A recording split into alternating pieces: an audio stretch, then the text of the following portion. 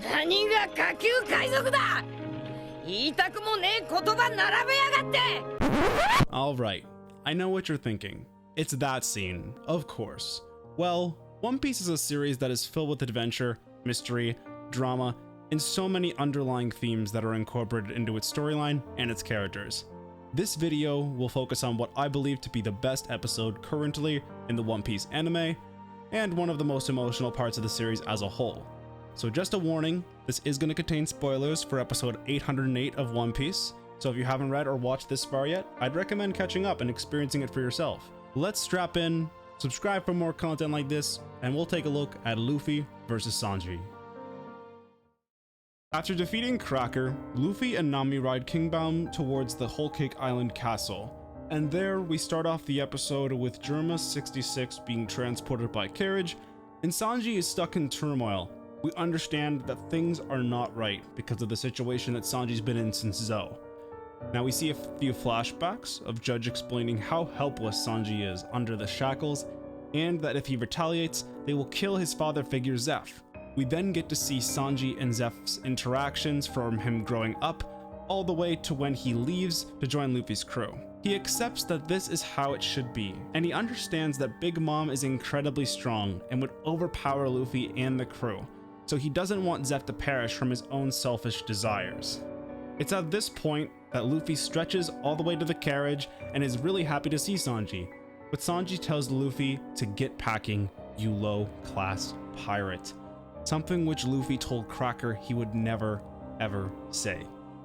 Sanji then proclaims himself to be the prince of the Germa Kingdom and that he is royalty, and he sees Luffy and the crew as people who are below him. Luffy refuses to accept this as the truth, and when Germa wants to intervene, Sanji says that he will send him away on his own. Sanji goes further to even tell Luffy that he doesn't believe that Luffy will become the king of the pirates, due to the Big Mom pirates having such immense strength. This is an utter and complete betrayal from Sanji, but Luffy doesn't care. He just wants his cook to come home to him and his friends. And it's at this point where Sanji begins to barrage Luffy with kicking attack after attack. Luffy refuses to fight him because, unlike his confrontation with Usopp in Water 7, Luffy has grown as a character and a captain up to this point in the story. He's not going to fight his friend to the death over this.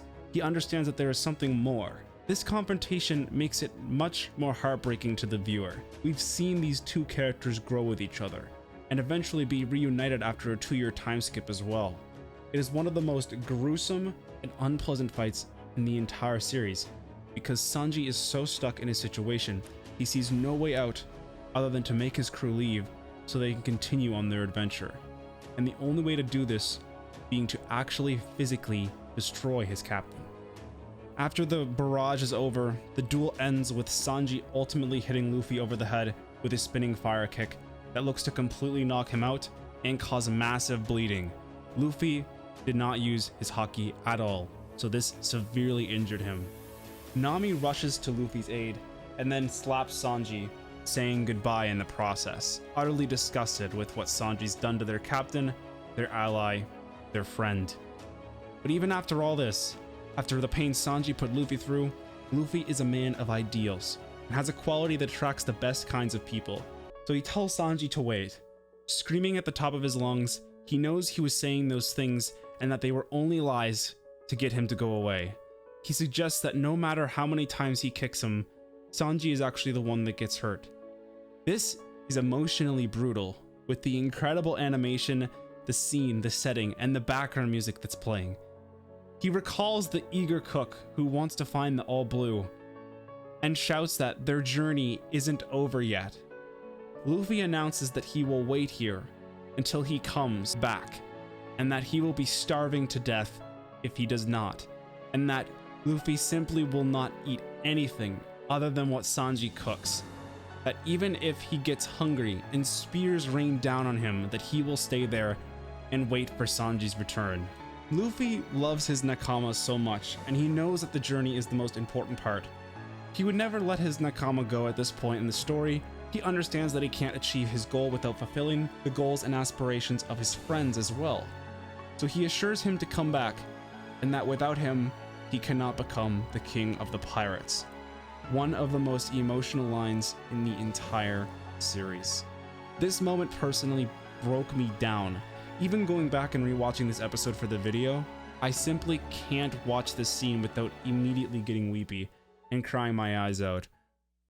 Now, after Luffy's speech, we see a montage of the Straw Hats' adventures, and we hear an updated version of the first ending of the series, Memories, a fan favorite song which just adds to this emotional depth much more.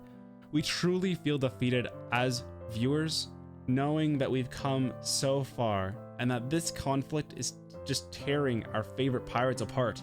And we end the episode with Luffy laying in utter anguish, with Nami crying, huddled next to him.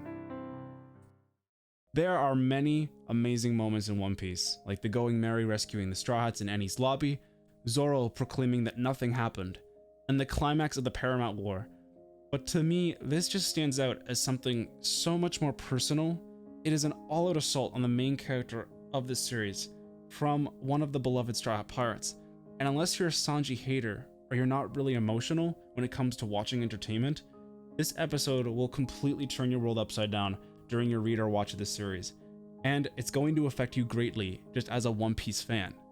You desperately want everything to be okay for the protagonist, and thankfully, we learn everything afterwards. Sanji atones for his betrayal, and he's reunited with Luffy and the crew.